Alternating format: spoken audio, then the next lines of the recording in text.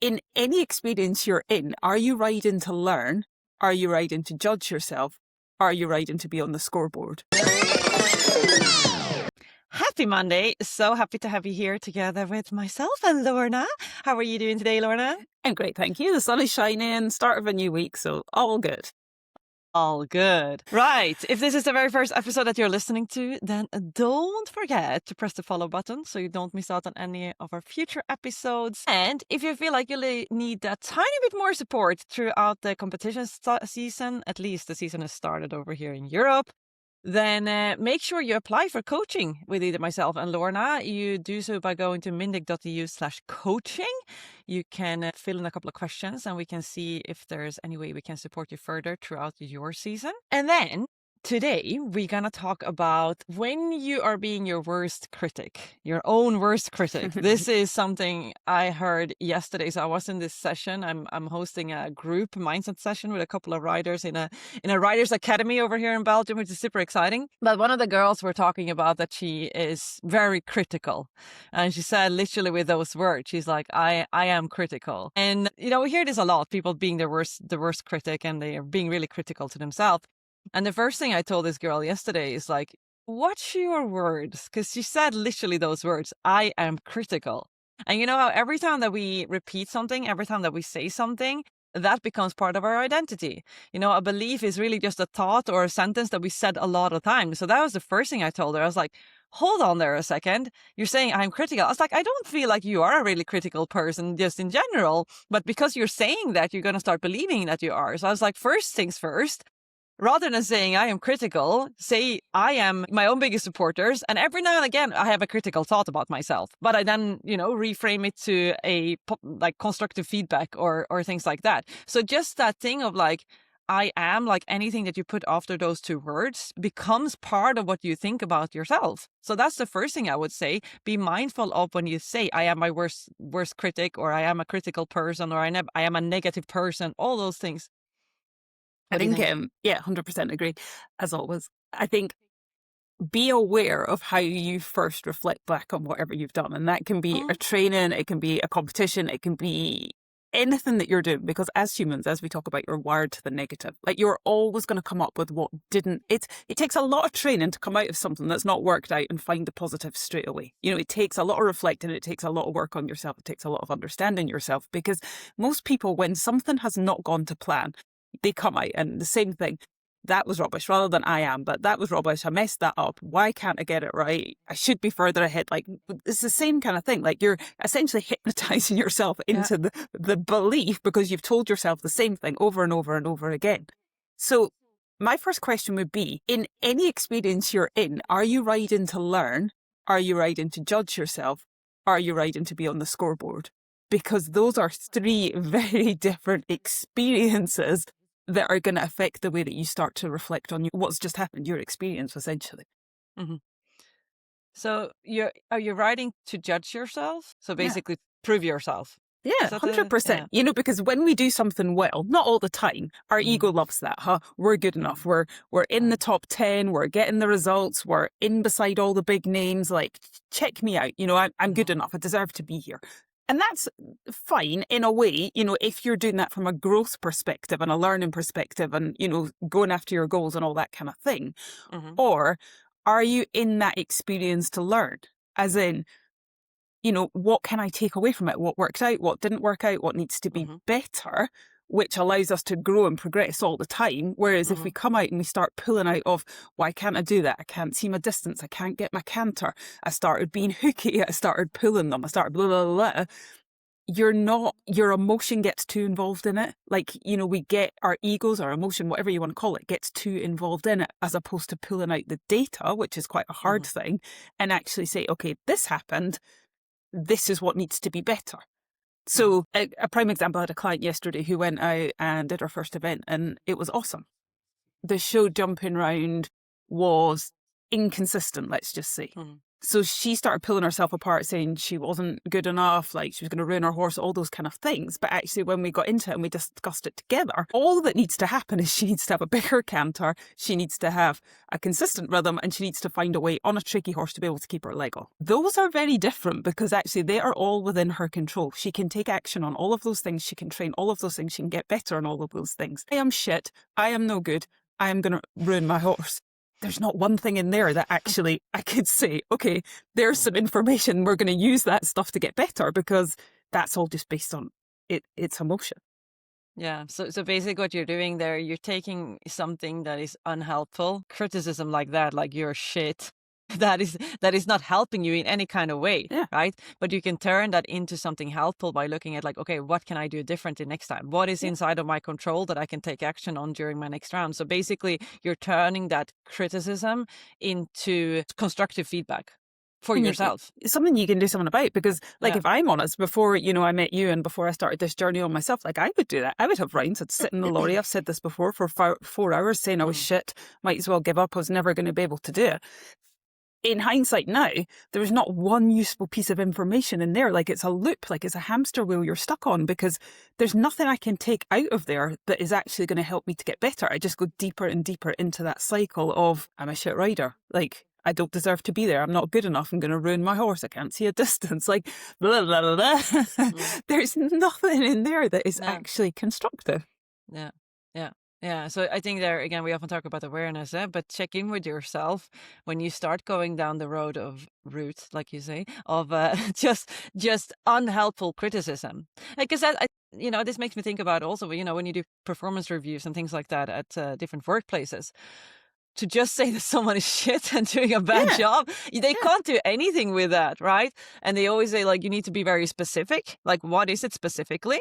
And how can that person do something about it? Like, it's so important to include it. Like, this is how you can improve, right? So I think it's oftentimes we are way more constructive when we talk to other people than when we talk to ourselves. So I think it's always useful also to ask yourself, like, what would you say to another person? Is that what you would say to another person? Or would you frame it in a different manner? You wouldn't say to another person, you're shit. You wouldn't. Like if you were to, No, okay, I don't give a lot of lessons, but I wouldn't say you're shit. I'd say when you're coming through at the corner, be aware of where the shoulder of your horse is. Information that's actually going to help you to get better and, create that decent distance, because they've not drifted out through your shoulder. You've kept your rhythm, you've kept your straightness, like all those kind of things. But in the moment, that is quite a tricky. It sounds easy, huh? Like we can sit here and say that all day long. We know this stuff, but in the moment, it's actually quite hard to. I know you don't like that word, but it is quite hard to pull the positive out of something when you're stuck in that, even like a sort of negative loop where you feel like stuff is just not working out. Like I think subconsciously, rather than going in with that growth and learning mindset, we start scoring ourselves. Like, whether we are good enough or not good enough. Like, so you could almost think about it as a line where you start to score yourself. Am I taking the learning out of 10? Like, where does it on the scale? And how much am I judging my ego because I can't jump the classes that I want to? I can't move up. I can't be beside those big names or whatever it looks like. Let's always just bring it back to learning, because then even if we have to take a step back, like a step out of the situation, and I hate the word step down, but just go to a place where you can reflect. Because I think when we're constantly pushing and pushing and pushing and pushing, it's really hard to reflect in that place, because we have to give it everything. And as well as I do, trying too hard doesn't work, and we're chucking everything at it, and like we want it so badly and it's not working out, and then it's really hard to improve when we're stuck in that place. And, I talked to you about this just yesterday, about when last year, when I tried to make Alfie sit and make him not so strong cross country, and I still had competitions to go, and it all started to fall apart a bit. And, I know this stuff. It's not easy whilst you still keep putting pressure on yourself to keep getting better, and you still want to keep showing up and jumping those classes. It's a kind of messy and slightly vulnerable place to be, I guess. But what you're saying is you can only really improve when you, like the criticism itself is not really going to help you. So step into a place that is going to be helpful and look at the learning rather than the judgment. So what you said, like score yourself, like, put it on a scale. I'm 100% focused on learning, or I'm 100% focused on judgment, right? Where are you on that scale? Is that what you're saying? Like you say with awareness, sometimes we don't even know we're doing that to ourselves. And I think that's where learning to step back and reflect on your experience Mm. actually helps, because when you're in the middle of something that you can't work out, like that place I got into last year, my canter kind of fell apart. I couldn't really see my distances. Like, it's just like, oh, like, how has this happened? Like, how can you go and be in such a great flow place, essentially? Mm. But what happens generally is your brain goes into that threat mode. Oh my God, I'm never going to get back there. Oh my God, I've ruined my horse. Oh my God, I'm so shit. Like, oh my God, I'm not improving. Like, how is this happening? Whereas, I always talk about red, blue brain. Red is your threat brain, and you're stuck in that place. But actually blue, if you can access that part, is like, okay, what's the plan here? It's the same thing. It's information, it's data. What is the plan here? Like, how can I get better? What do I need to do? Do I need to stop for a little bit? Do I need to take a break? Do I need to reflect? Like, what needs to change for things to get better? And now what you're saying is the red brain is the judgment brain, and the blue It's brain like your is threat. Like, am I when you're safe? focused No, on I'm not. learning. Like, and that's not in terms of just, am I safe as in I could hurt myself? Am I safe from judgment? Am I safe from other people's opinions? Am I safe from my own judgment, essentially? No, I'm not. And our brain goes into that panic mode, and we start chucking everything at it. And, I keep saying it, but trying too hard is never the answer. Like, it makes things worse, because we're so desperate for something to work out that our brain just sees it as this massive threat. And essentially, I think that's where that whole fight, flight, freeze thing comes from. It's the only way. It's based on emotion. So can we try to like structure this into like, specific action points? Like, so when you notice yourself, first of all, is awareness. When you notice yourself saying things like, Yeah. I'm being critical, or you're saying very harsh things towards yourself about yourself, first of all, notice when that happens. Reframe it when you can. So rather than saying, I am shit, see if you can reframe it into something that is useful, something that you can do something with. Like, ask yourself, is this like just criticism, or is it something like, is it constructive feedback? If it is just criticism, see if you can turn it into constructive feedback. And when we say constructive feedback, something that you can do something with, something that you can take into your next performance and change something with. And then you talked about, learn about the scale. Notice, and that has to also do with awareness. Notice where on the scale you are. So if judgment is all the way on the left side, and improvement and learning focus is all the way on the right side, where are you sitting? Are you focused on learning, or are you actually just 100% in judgment over was it good or bad? Yeah. And I think the next little bit I'd add into there is your actual focus. When we're in that red brain mode, we tend to narrow focus in on something. And whether that's a result, whether that's our canter, whether that's a distance, whether, we're so stuck in our own head because we're so honed in on something. Like, broaden your focus, try and take in as much information out of that situation that you can. And, you do a lot of this as well, but come back to focusing on just, one thing, as in your rhythm or your body, or just something that shifts you out of that. I can't see that distance. I love that because, like you say, that thing with the distance, because this tends to be me a lot of the time, especially if I'm having a bit of a challenge in time, which I actually have right now with my show jumping mare.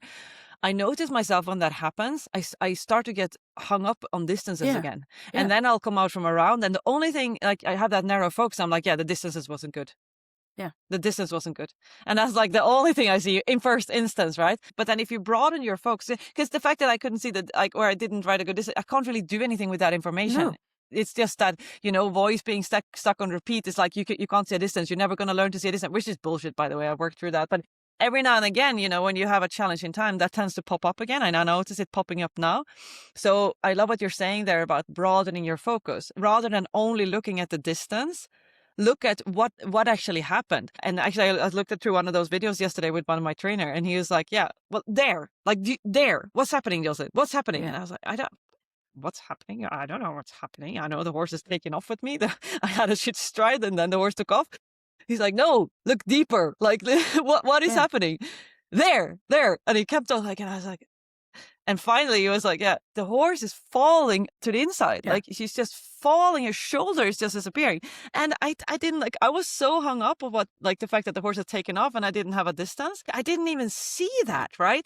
So we're missing so much of the information because we're so hung up and so narrowed in on that one thing, right? I'll look at the video and I'll only see my quote unquote shitty strides. I miss the information about what's happening with my upper body, what happened in the horse's body, where are her shoulders, what's happening with the canter. Like, there's so much more information that we just like disregard because we're so honed in on that one thing. I love what you've just said there. I couldn't see that. Because when we're in that narrow focus, like you say, we're so hyper-focused on that distance. It's not you couldn't see it, you couldn't feel it. Like if we bring things back to feeling, when we're so hyper-focused on, I can see it or I can't, then you forget to feel actually your hind legs, like you talk about. Yeah. You get to feel that you've drifted a little bit right or a little bit left or whatever that is. So I think that is something to be really aware of. When we're in that mode of focus, narrow focus, it's really hard to shift your attention to feeling. So earlier, you need to shift to feeling, ideally, rather than being so honed in. Can I see it? Can't I see it? And if you think about all the amazing rounds that you've ridden, you've had that big canter, you've kept traveling, and therefore you're not so hyper-focused on your distance. You're more focused on creating that power and that big open canter. Like, this is a great example of like, how can you go from being critical, because judgment and criticism is my distances are shit. Yeah. That is criticism. That is non-helpful. And what you just did is like, okay, well, what can you do with that? Yeah, next time you go into a round, you can focus on what you're feeling instead. Not so much like forget what you're seeing. Focus on what you're feeling, because automatically then you move your focus away from seeing a distance towards feeling what's happening in your horse. Yeah. And I think that's also a bridge. You go from feeling to fixing. Like, I need to fix the distance. But we all know by the time you turn the corner and you've only got 3 strides left, it's too late to fix your distance. So it's training your brain. And this is a constant work in progress, because you think you've got it and then something shows up and you change something in your training and then you're like, has it? But now I've not got it. But I think if you always come back to the information, and like, I love what you've said, because I say this to everyone, go back and watch some of your best rounds and actually look at what you were doing, because that'll look like or it usually looks like it's flowing. Like your round just somehow or other, it just seems really smooth and it's flowing and you're not looking for your distances, and it all comes up. And usually because our canter is good enough. Like, those words are in my head. Every time I go to jump, my trainer says to me, get that good jumping canter. So every single time, even when he's strong, he's pulling his head down, he's doing whatever, get that good jumping canter. Because if not, when they're a bit strong and a bit whatever, we start getting hooky and pulley. Like, we go into threat mode and, oh my God, if this doesn't work out, and oh my God, if I can't see my distance. Like, we need to train our brains to actually work for us in these challenging moments. And that's a skill. Like, you know that, I know that. It is a skill to keep showing up and trying your best when you feel like it's gone to shit. Yeah. I think indeed, trying harder is not it's not the answer. Yeah. Because all that happens when we try harder is we start staring harder, our body gets more tense, and we stop feeling what is actually happening in our horses. And then we blame the distance. But actually, really, it's our reaction to the distance that is the problem. Good-o. Thank you so much, Lorna, for that. It's good old ramble around. But I think it's, we talk about things in here that you guys send us. But I think the cool thing is that I guarantee you at some point in our riding, you've experienced it, I've experienced it. Like, we've been in there, and I think we're not saying don't do this. Like, we're trying to help everybody else to understand the why and how you get through these challenging moments in our riding. Yeah, and here's the thing: it happens with everyone. Like, I was watching a friend just out competing the past week as well, and I'm going through a bit of a challenging time right now, and she was going through a challenging time, and sometimes it just helps to see that, look, I'm not the only one. Actually, it's happening to everyone, and it's just part of the process. And it's not because we don't put it on Instagram that it's not happening. Like, it really happens to all of us, and it's just part of the process. And I 100% believe that even though it's a bit, lack of a better word, shit when it happens, or it's a bit painful when it happens, I 100% believe that we come back stronger from it, because we are forced to learn something new in order to get out of it, if that makes sense. Yeah, and I think being present enough, allowing or training your mind to be present enough that you can actually feel what's happening rather than judging what's happening. Because none of us, it will never be perfect. We're going to constantly have ups and downs. And yeah, you have periods where it all feels quite easy and smooth. And then from nowhere, you feel like it's gone to shit again. But if we can be present enough to keep working on the stuff that's going to get us out of that shit, essentially, then that's where our improvement's going to come from. 100%. Out of judgment and into curiosity. I love that. So cool. Right now, if you are looking for more support from either myself or Lorna, you want to look into the ways in which we support riders on a one-on-one basis or in a group, do get in touch or apply for coaching on mindic.eu/coaching. You can also send us a message on Instagram. You'll find that also in the show notes of this episode. And as always, we're going to challenge you to start making strides in your mindset so you can truly make strides in your writing. And we will see you on the next Magical Monday.